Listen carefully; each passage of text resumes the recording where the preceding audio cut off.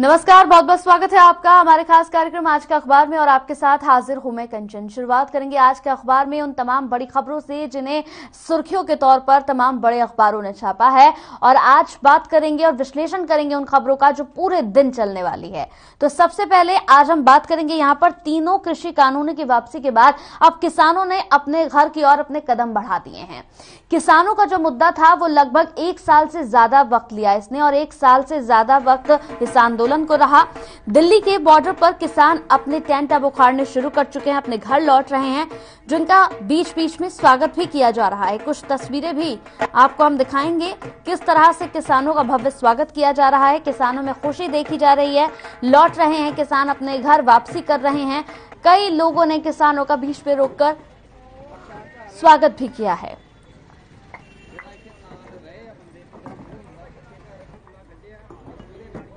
तो लोगों ने स्वागत किया। 3 कृषि कानूनों की वापसी के बाद अब किसानों ने अपने घर की ओर कदम बढ़ा दिए हैं। दिल्ली के बॉर्डर से किसान अपने टेंट उखाड़कर अपने घर लौट रहे हैं। तो 4 तस्वीरें ये हम आपको टीवी स्क्रीन पर दिखा रहे हैं। सिरसा, यमुनानगर, करनाल, अंबाला, ये 4 तस्वीरें हैं। देखिए किस तरह से किसानों का स्वागत किया जा रहा है। फूल उन पर यहां पर डालकर उनका स्वागत किया जा रहा है। यमुनानगर की तस्वीरें आप देखिए, यहां पर बड़े ही हर्षोल्लास खुशी के साथ तमाम किसान यहां पर झूमते हुए नजर आए। जीत हुई है किसानों की। करनाल की यह तस्वीर है जहां पर स्वागत किया जा रहा है, अपने टेंट उखाड़कर वापस अपने घर की ओर निकल रहे हैं किसान। चौथी तस्वीर अंबाला की है जहां पर तमाम महिला किसान भी हैं, अन्य किसान भी वहां पर मौजूद हैं जो वहां अपनी खुशी का इजहार कर रहे हैं। तो 4 तस्वीरें टीवी स्क्रीन पर हमने आपको दिखाई। तो इस पूरी खबर पर ज्यादा बातचीत के लिए हमारे साथ हमारे संवाददाता लाजपत जुड़ गए हैं लाइव। लाजपत से बात कर लेंगे। लाजपत, 3 कृषि कानूनों की वापसी के बाद किसान अपने घर लौटना शुरू कर चुके हैं, टेंट उखाड़ चुके हैं, जो आशियाने बनाए थे वो यहां पर उखाड़ चुके हैं। खुशी का माहौल किसानों के अंदर है। उनका कहना है कि बहुत कुछ इस 1 साल में सीखने को मिला है और अब अंत भला तो सब भला, जीत के साथ वापस अपने घर लौट रहे हैं। जी बिल्कुल कंचन, देखिए जिस वक्त हम मौजूद है ये सिंगू बॉर्डर है। मैं आपको तस्वीरें दिखा दूं कि यहाँ पर जो किसानों के आशियाने थे और जो आशियाने अपने अपने हटाकर अपने घर चले गए, खुशी खुशी अपने घर गए हैं। और ये जो पॉइंट है, वो जो जगह है जो दिल्ली की बिल्कुल नजदीक है और सिंगू बॉर्डर का ये एरिया है। और ये लगातार जहां पर किसानों ने अपने आशियाने लगाए थे वो यादें अपनी समेटकर अपने घर जा चुके हैं। ये जो तस्वीरें हैं यहाँ पर आप देख सकते हैं कि पूरा एक गांव की तरह, जैसे गांव का आंचल होता है उसी तरह यहाँ पर झोपड़ियां लगी हुई थी, आशियाने लगे हुए थे। सभी किसान अपने अपने घर जा चुके हैं खुशी से। और ये रोड जो है काफी व्यस्त होता था, जाम की स्थिति लगी रहती थी। अब किसान अपने घर जा चुके हैं तो ये रोड कहीं ना कहीं NHAI की जिम्मेवारी बनती है कि इसको साफ किया जाए, ताकि आम नागरिक जो है, यात्री है, जिनको दिल्ली दूर नहीं लगती थी, पहले दूर लगती थी, अब दिल्ली दूर नहीं है, दिल्ली बिल्कुल नजदीक है। NHAI की जिम्मेवारी बनती है ताकि ये रोड साफ किया जाए, ताकि ये जो वाहन है यहाँ से दौड़ पाए, क्योंकि पहले यहाँ से वाहन दौड़ते थे। ये दिल्ली से पाकिस्तान तक जाने वाला सबसे बड़ा हाईवे है और यहाँ पर जो किसानों के आशियाने थे वो अपने घर जा चुके हैं। तो ये कहीं ना कहीं जो NHAI की अभी लापरवाही है, क्योंकि NHAI की जिम्मेवारी बनती है कि साथ ही साथ इसको साफ किया जाए। लेकिन हम अब कुछ ही दूर नजदीक है, यहाँ से करीब 5 किलोमीटर और दूर है। दिल्ली की दहलीज पर जो दीवार खींची गई है उसको हटाना बाकी है। अब वो हटती है तो दिल्ली दूर नहीं है, बिल्कुल नजदीक है, क्योंकि यूपी और दिल्ली और हरियाणा तीनों स्टेट यहाँ पर जुड़ती हैं। तीनों स्टेटों का जो हाईवे था ये बिल्कुल जो 10 किलोमीटर का जो दायरा था, जो किसानों ने अपने आशियाने बसाए थे वो अपने घर जा चुके हैं। और जो आसपास की जो फैक्ट्री एरिया है जो काफी प्रभावित हुआ था, जिससे किसान आंदोलन से काफी प्रभावित हुआ था, वो भी कहीं ना कहीं जो फैक्ट्री मालिक है या जो आसपास के गाँव के व्यक्ति हैं वो काफी प्रभावित हुए थे, जिनको अब कहीं ना कहीं लगता है कि जल्द से जल्द फिर उसी पटड़ी पर आएंगे। और ये हाईवे जो है ये काफी व्यस्त हाईवे है और काफी बड़ा हाईवे है।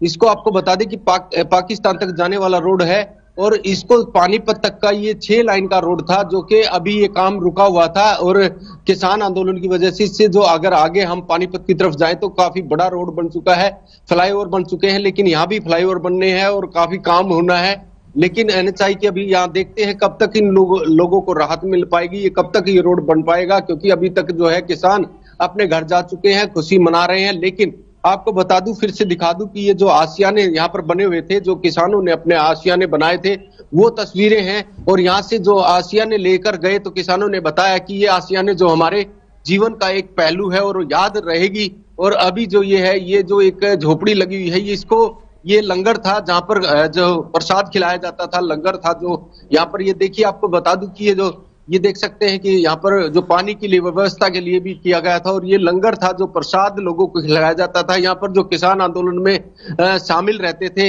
ये आप देख सकते हैं कि जो फैक्ट्री एरिया है, कुंडली एरिया है, काफी बड़ा फैक्ट्री एरिया है जो दिल्ली के नजदीक था। जो आम आदमी यहाँ पर अपनी रोजी रोटी के लिए आता था वो यहाँ पर नजदीक थे और वो अपने आप को कहीं ना कहीं एक व्यक्ति है, यहाँ के मौजूद व्यक्ति हैं, बातचीत कर लेते हैं क्योंकि आप यहीं पर रहते हैं, इनसे बातचीत कर लेते हैं। पूरा 1 साल का आंदोलन इन्होंने देखा है क्योंकि इनकी छोटी सी एक चाय की दुकान है।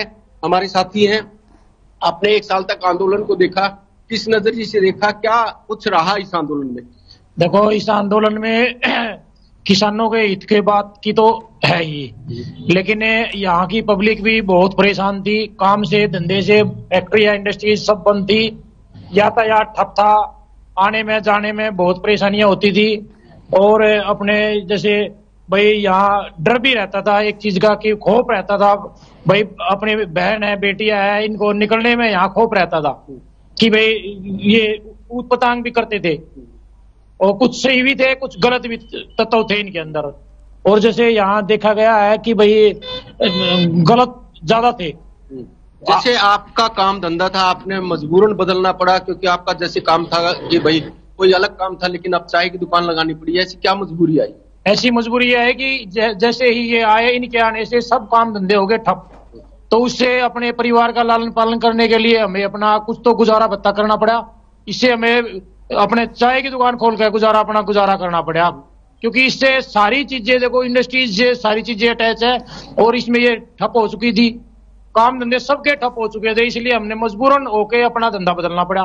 तो ये एरिया क्या मानता है कि ये आंदोलन जो है इतिहास के पन्नों में दर्ज होगा? तो ये काफी बड़ा एरिया था, किस तरीके के लोगों के अंदर चर्चा रहती है क्योंकि काफी बड़ा आंदोलन चला, 12 महीने का आंदोलन चला, आसपास के गांव हैं, आप तो नजदीक हैं, यहीं के रहने वाले हैं, तो क्या बातचीत चलती है आप लोगों की बैठकर?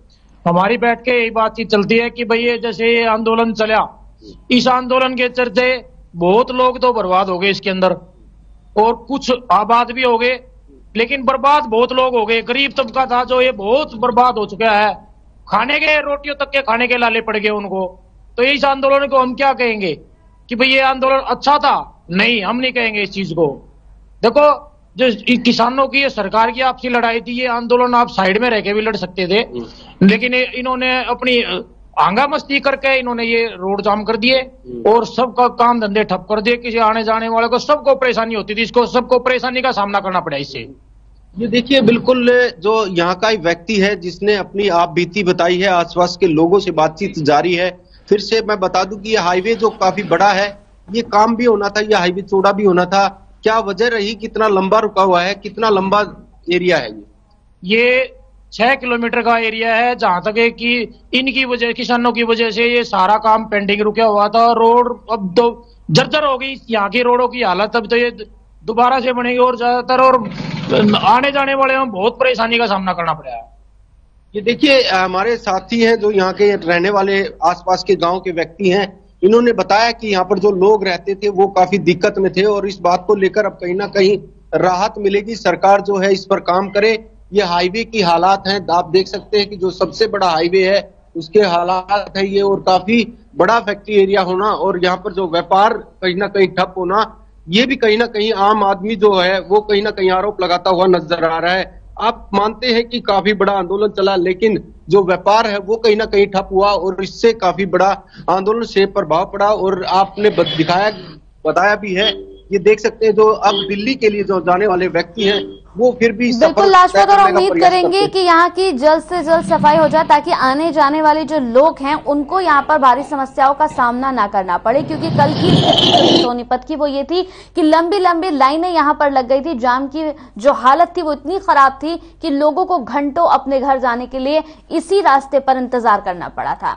बहुत बहुत शुक्रिया लाजपत, हमारे साथ आप जुड़े। यहाँ पर अगली खबर की ओर बढ़ते हैं। तो प्राइवेट स्कूलों की मनमानी को देखते हुए हरियाणा सरकार ने ठोस कदम उठाए हैं, इस पर चर्चा करेंगे। लगातार यहाँ पर हरियाणा सरकार की ओर से ठोस कदम उठाने शुरू कर दिए गए हैं। शिक्षा मंत्री कंवरपाल गुर्जर ने कहा है कि प्राइवेट स्कूल 1 साल में 5% ही फीस बढ़ा सकते हैं। जी हाँ, साथ ही साथ उन्होंने ये भी कहा है कि अगर किसी स्कूल ने इन नियमों को नहीं माना तो पहली बार में 50,000 रुपए का जुर्माना लगा जाएगा, दूसरी बार में 1 लाख का और तीसरी बार शिकायत पर स्कूल की मान्यता को ही रद्द कर दिया जाएगा। तो वही यूनिफॉर्म की अगर बात करें तो स्कूल प्रबंधक 5 साल से पहले स्कूल यूनिफॉर्म नहीं बदल सकते। सरकार के इस फैसले से अभिभावकों को काफी राहत यहां पर मिलने की उम्मीद है। बता दें कि अभिभावकों की ओर से कई बार शिकायतें मिल रही थी, जिसे लेकर कई बार धरना प्रदर्शन भी अभिभावकों की ओर से किया जा चुका है। तो ये खबर सबसे ज्यादा यहाँ पर ट्रेंड में रहेगी, क्योंकि लगातार जिस तरीके से यहाँ पर अगर अभिभावकों की पेरेंट्स की बात कर लें तो वो बार बार शिकायत कर रहे थे कि स्कूल अपनी मनमानी कर रहा है। स्कूलों से जाकर बातचीत की जाती है, लेकिन उसके बावजूद भी अपनी मनमानी करने से स्कूल पीछे नहीं हटते हैं। और यही कारण है कि शिक्षा मंत्री कंवरपाल गुर्जर को यह फैसला लेना पड़ा और अब यहां पर यह फैसला ले जा रहा है कि कोई भी 5 साल से पहले फीस नहीं बढ़ा सकता स्कूल, कोई भी अपनी यूनिफॉर्म 5 साल से पहले चेंज नहीं कर सकता। अगर आप 5 साल से पहले अपनी यूनिफॉर्म या फिर फीस में बढ़ोतरी करते हैं या फिर इन नियमों का पालन नहीं करते हैं तो पहली बार अगर शिकायत मिलती है स्कूल के खिलाफ तो 50,000 रुपए का जुर्माना है, दूसरी बार अगर शिकायत मिलती है तो 1 लाख का जुर्माना है, और अगर तीसरी बार नहीं मानते हैं, तीसरी बार भी शिकायत मिलती है तो स्कूल की मान्यता को ही रद्द कर दिया जाएगा। जब से ये फैसले की बात सामने आई है तब से अभिभावकों में थोड़ी सी खुशी और थोड़ी सी राहत यहां पर उन्हें मिलती हुई जरूर नजर आ रही है। तो प्राइवेट स्कूलों की मनमानी को देखते हुए हरियाणा सरकार ने ठोस कदम उठाए हैं। हरियाणा सरकार ने ठोस कदम उठाते हुए साफ तौर पर यह कहा कि 5 साल से पहले आप फीस नहीं बढ़ा सकते, तमाम प्राइवेट स्कूल फीस नहीं बढ़ा सकते हैं। साथ ही साथ 5 साल से पहले आप अपनी यूनिफॉर्म स्कूल की चेंज नहीं कर सकते हैं, यानी आपकी स्कूल की जो यूनिफॉर्म है वो भी चेंज नहीं हो सकती है 5 साल से पहले। और अगर नियमों को नहीं माना जाता है तो इसके खिलाफ शिकायत होने पर, पहली बार शिकायत होने पर 50,000 का जुर्माना लगाया जाएगा स्कूल पर, दूसरी बार भी शिकायत हुई तो 1 लाख का और तीसरी बार शिकायत हुई तो आपके स्कूल की मान्यता ही रद्द हो जाएगी। इसलिए बेहद जरूरी है कि आप इन नियमों का पालन करें, क्योंकि लगातार अभिभावक सबसे ज्यादा परेशान इसमें होते हैं। कई पेरेंट्स तो ऐसे हैं जिनका कहना है कि वो बहुत मुश्किल से अपने बच्चों को पढ़ा रहे हैं। ऐसे में अगर स्कूलों की इस तरह से मनमानी रहेगी तो अपने बच्चों को पढ़ाना उनके लिए बेहद मुश्किल हो जाएगा। एक तरफ शिक्षा को बढ़ावा देने के लिए लगातार यहां पर प्रयासरत है ये सरकार, और ऐसे में अगर यही स्कूल सरकार का साथ नहीं देंगे तो आखिर अपने आने वाले भविष्य को हम कैसे सुधार सकते हैं। आने वाले जो हमारे भविष्य हैं वो यही नन्हे बच्चे हैं, इन्हीं को पढ़ना है। तो शिक्षा मंत्री कंवरपाल गुर्जर का ये साफ तौर पर बयान सामने आया। उन्होंने कहा कि स्कूलों को नियमों को मानना ही होगा, अगर नियमों का पालन नहीं करते हैं तो यहां उनके खिलाफ कार्रवाई भी की जाएगी।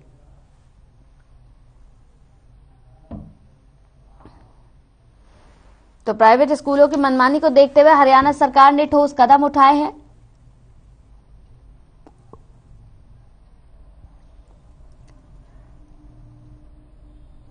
शिक्षा मंत्री कंवरपाल गुर्जर ने साफ तौर पर यहां कहा है कि प्राइवेट स्कूल 1 साल में 5% ही फीस बढ़ा सकते हैं। अगर किसी स्कूल ने नियमों को नहीं माना तो पहली बार में 50,000 रुपए का जुर्माना लगाया जाएगा।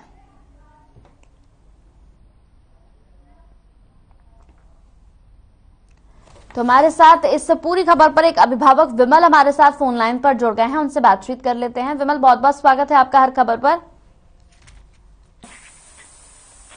विमल, आवाज मिल रही है मेरी? जी जी मिल रही है। विमल, जिस तरीके से प्राइवेट स्कूलों की मनमानी हो रही थी, फीस बढ़ाई जा रही थी, यूनिफॉर्म चेंज की जा रही थी, उस पर अब यहाँ पर शिक्षा मंत्री का बयान आया है। राहत आप लोगों को मिल रही है क्योंकि उन्होंने साफ तौर पर यह ऐलान किया कि 5 साल से पहले कोई भी स्कूल न तो फीस बढ़ा सकता है न ही यूनिफॉर्म चेंज कर सकता है। क्या कहेंगे इस पर? देखिए मैडम, आदेश देना, कानून बनाना एक बात है, उसकी पालना कराना और पालना ना करने पर कार्रवाई करना दूसरी बात है।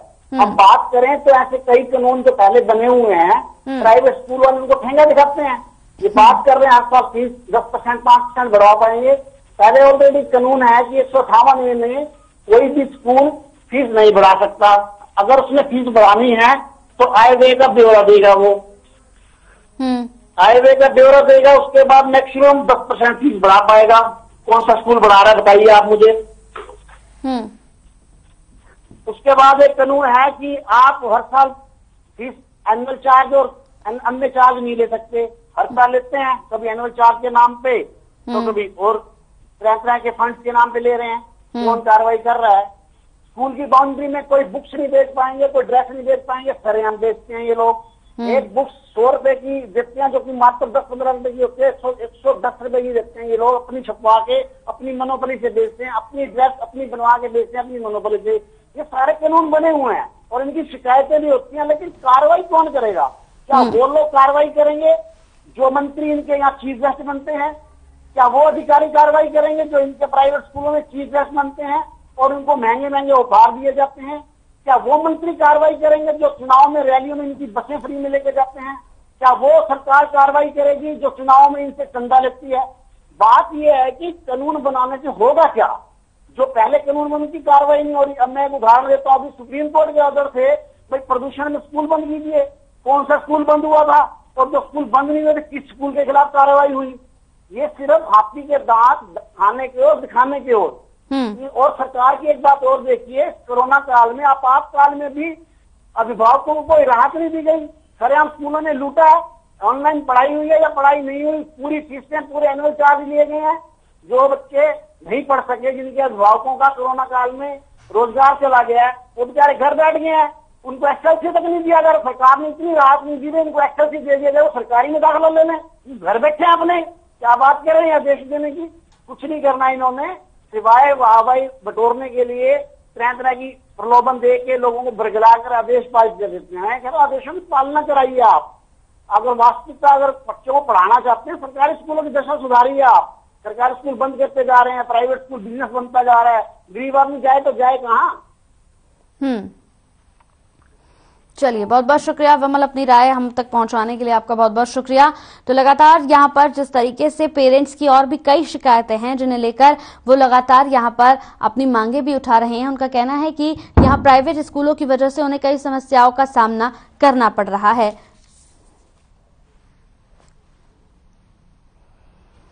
तो बढ़ते अगली खबर की ओर। आज हरियाणा ओलंपिक एसोसिएशन का चुनाव पंचकुला के सेक्टर 3 स्थित ओलंपिक भवन में होगा, जिसके लिए सुबह 11 बजे से लेकर शाम 4 बजे तक वोटिंग होगी और शाम 5 बजे रिजल्ट घोषित किया जाएगा। आपको बता दें कि चुनाव प्रक्रिया में वीआईपी और राजनीतिक हस्तियां यहां होने के चलते हरियाणा ओलंपिक संघ के एडमिनिस्ट्रेटर, रिटर्निंग अधिकारी और पंचकुला पुलिस कमिश्नर ने सुरक्षा व्यवस्था के कई कड़े इंतजाम किए हैं। बताते चले कि चुनाव में प्रदेश से 65 वोटर और मताधिकार अपने यहां पर मताधिकार का प्रयोग करेंगे। प्रदेश सरकार की पहल पर पहली बार हरियाणा के सभी तीनों ओलंपिक एसोसिएशन में यहां मर्ज हो जाएंगे और चुनाव किए जाएंगे।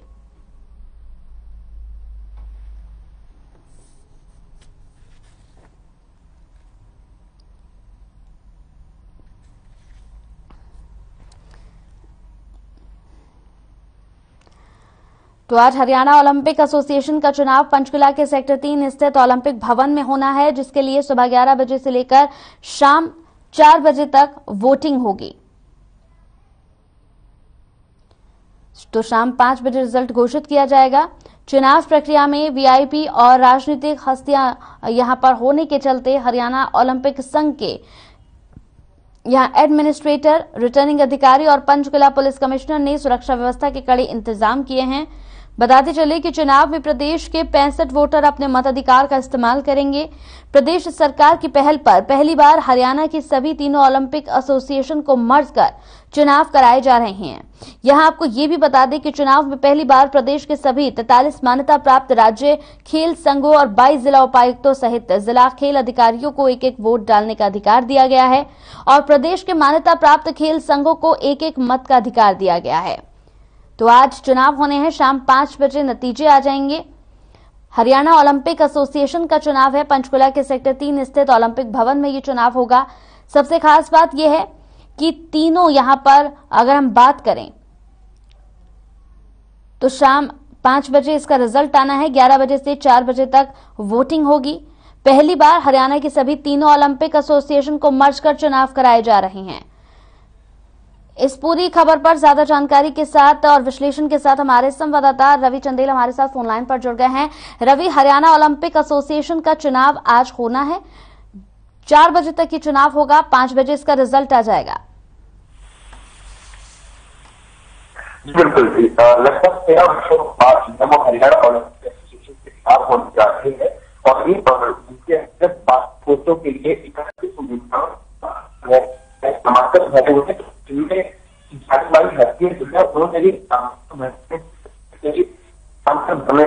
भरने में। चलिए, आपकी आवाज हम तक नहीं पहुंच पा रही है ठीक से रवि, बहुत बहुत शुक्रिया हमारे साथ आपका जुड़ने के लिए। तो हरियाणा ओलंपिक एसोसिएशन का चुनाव आज होना है, 11 बजे से लेकर 4 बजे तक ये चुनाव होगा और 5 बजे इसका परिणाम भी घोषित कर दिया जाएगा। तो देश की राजधानी दिल्ली में तेज हवाओं के चलने से प्रदूषण में भारी कमी आई है, वहीं ठंड में भी इजाफा देखने को मिला है। धीरे धीरे दिल्ली, पंजाब, हरियाणा और उत्तर प्रदेश समेत देश के कई राज्यों में सर्दी बढ़ सकती है। 15 दिसंबर के बाद दिल्ली समेत उत्तर भारत में शीतलहर का प्रकोप भी शुरू हो सकता है। माना जा रहा है कि 15 दिसंबर के बाद पहाड़ी इलाकों में यहां बर्फीली हवाएं दिल्ली समेत पूरे उत्तर भारत के मैदानी इलाकों तक पहुंचेगी, जिससे ठंड का प्रकोप बढ़ जाएगा।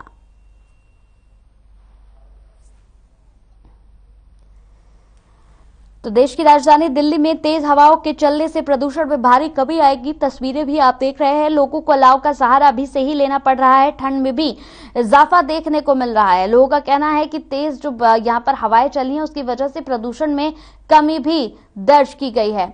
इस पूरी खबर पर ज्यादा जानकारी के साथ हमारे साथ bureau chief Praveen Sharma phone line पर जुड़ गए हैं। प्रवीण, देश की राजधानी दिल्ली में तेज हवाओं के चलने की वजह से प्रदूषण में भारी कमी आई है और एक तरफ देखें तो ठंड में भी लगातार इजाफा हो रहा है। जी बिल्कुल, देखिए जिस तरह से मौसम में बदलाव आ रहा है उससे कहीं ना कहीं राहत जरूर लोगों को मिलेगी, लेकिन साथ में जो सर्दी है उसका भी प्रकोप बढ़ेगा और जो अब जो पहाड़ी क्षेत्रों में बर्फबारी हो रही है उसका भी सीधा असर अब दिल्ली में देखने को मिलेगा, एनसीआर में देखने को मिलेगा। और इसके साथ साथ इसमें अभी कोहरा बढ़ने के भी आसार नजर आते हैं, क्योंकि जो ठंडी हवाएं पहाड़ी क्षेत्रों से आ रही है वो कहीं ना कहीं कोहरे का कारण बनेगी। हाँ, इतना जरूर है कि हवा चलने से जो एक प्रदूषण से जो लगातार जूझ रहा था एनसीआर, उससे राहत मिलने की उम्मीद है। बिल्कुल, अगर देखा जाए प्रवीण, बिल्कुल सही आपने कहा कि इन हवाओं की वजह से प्रदूषण में यहाँ पर भारी कमी जरूर आई है, लेकिन दूसरी तरफ अगर तस्वीरें हमने देखी हैं तो उन तस्वीरों में यही है कि लगातार ठंड अब बढ़ती जा रही है। 15 दिसंबर के बाद पहाड़ी इलाकों से बर्फीली हवाएं आने का भी यहाँ पर अंदेशा लगाया जा रहा है। प्रवीण जी बिल्कुल, देखिए जिस तरह से कुछ पहाड़ों पे बर्फबारी शुरू भी हो चुकी है तो उसका असर साफ तौर पर कुछ दिनों में दिल्ली और एनसीआर में देखने को मिलेगा।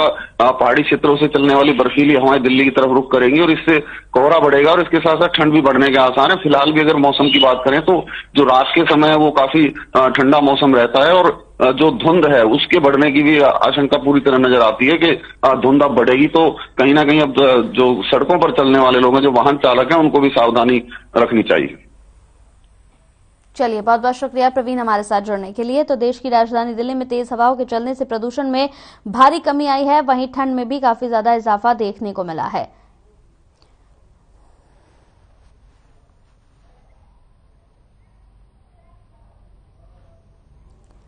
तो पंजाब, हरियाणा और उत्तर प्रदेश समेत देश के कई राज्यों में सर्दी बढ़ सकती है। 15 दिसंबर के बाद दिल्ली समेत उत्तर भारत में शीतलहर का प्रकोप भी शुरू हो सकता है। साथ ही साथ आपको बता दें कि माना जा रहा है कि 15 दिसंबर के बाद पहाड़ी इलाकों से बर्फीली हवाएं दिल्ली समेत पूरे उत्तर भारत के मैदानी इलाकों तक पहुंचेगी, जिससे ठंड और ज्यादा बढ़ जाएगी। तस्वीरें टीवी स्क्रीन पर आप देख रहे हैं। साथ ही साथ आपको बता दें कि लगातार ठंड का प्रकोप भी बढ़ रहा है। मौसम ने करवट बदली, जिसके बाद अब तेज हवाओं की वजह से प्रदूषण में जरूर कमी आई है, लेकिन प्रदूषण में कमी आने के साथ साथ ही जो ठंड है वो लगातार बढ़ गई है। साथ ही साथ यहाँ पर जो छोटे बच्चे हैं वो काफी ज्यादा बीमार पड़ रहे हैं, जिसके लिए लगातार डॉक्टर्स भी उनको सलाह दे रहे हैं कि उनके पेरेंट्स उनका बेहद ख्याल रखें, क्योंकि मौसम ने करवट बदल ली है। यहाँ ठंड शुरू हो चुकी है और ऐसे में बच्चों को यहाँ पूरा ख्याल उन बच्चों का रखा जाए, नन्हे बच्चों का सबसे ज्यादा ख्याल रखा जाए। इसके साथ साथ ही सरकार अपनी ओर से तमाम प्रयास कर रही है ताकि यहाँ पर लोगों को अलाव की जो व्यवस्था है वो लोगों के लिए की जाए। इसके साथ ही रैन बसेरों को भी खोल दिया गया है ताकि जो लोग खुले आसमान के नीचे जिंदगी बसर करने को मजबूर हैं उन्हें भी छत मिल सके। रैन बसेरों को भी खोल दिया गया है। तो मौसम ने करवट बदली है और करवट बदलने के साथ ही अब लोगों को जरूरत है कि लोग इस ठंड से बच सकें, अपने घर में अपने बुजुर्गों को, अपने छोटे बच्चों को इस ठंड से बचा सकें।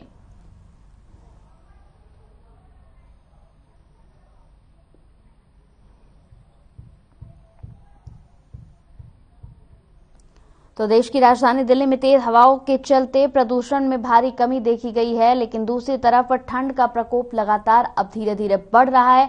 मौसम ने करवट बदली है। करवट बदलने के साथ ही अब जरूरत है कि आप इस ठंड में अपना और अपनों का बेहद ख्याल रखें। इसी के साथ इस बुलेटिन में मेरे साथ इतना ही। नमस्कार।